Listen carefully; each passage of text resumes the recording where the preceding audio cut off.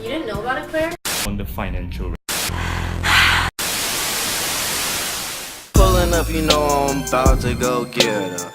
On the low, I'm rolling with a hitter. She down the scheme about getting figures. For real, ain't nobody. I've always, kind of dabbled in rapping since adolescence, but I didn't really take it serious until I came back and started school, and I was trying to find, a hobby, something to do with my free time. So I linked up with JP Flan to beat, and he saw a lot of potential with me. So he was like, "Yo, if you can get a professional flow, I'll take you to a professional engineer. We can make some professional shit." And I was like, "Damn, let's make it happen." So I practiced my flow, and we came in here, and then everything's been rocking. Camera action, juice killer track again. I got a dime.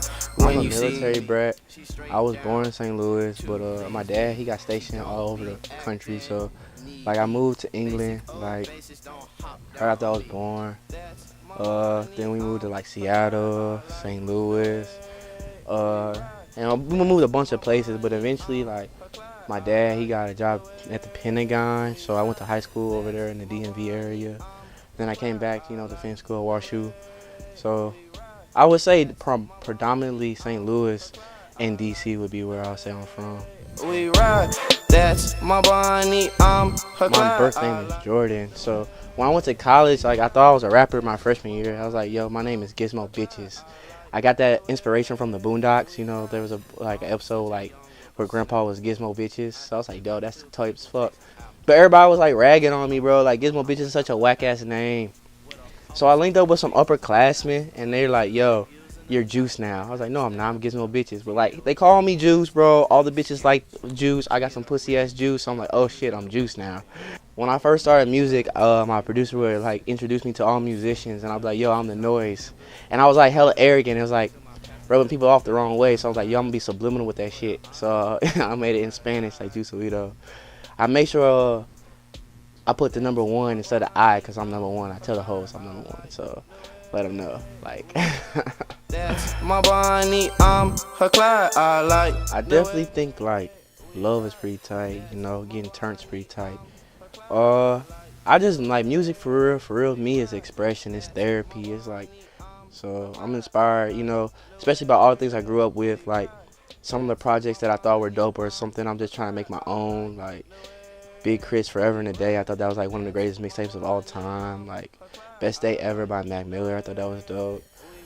When Wale dropped a mixtape about nothing, that was pretty tight where I was from, and I think it was pretty cool. So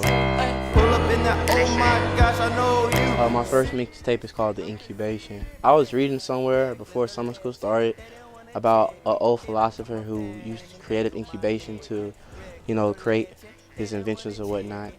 And all it was doing something else to give your subconscious time to grasp the material that you just learned. And I'm pretty anxious as a person, so I was studying nonstop over the summertime. So in my spare time, I would just rap, and I was I'm gonna make this professional. If I'm gonna do it, I'm trying to get something out of it. So I called it The Incubation. So while I was in summer school, that's pretty much the mixtape I made, getting my grades right so I can come to WashU. Getting figures and missing gold diggers with our goals, nigga. So the collab with Murphy Lee is probably one of the greatest things I ever made. It's called Keep It Fresh. The mixtape is the fresh mixtape, so I'm just hella happy to have especially somebody that I looked up to as a kid on one of my first projects in my career. So salute to Murphy Lee. Chuh. Look at my goals. Oh, wait. What's good? Reckless, go legend. They didn't wanna check it. Then I cut my fan.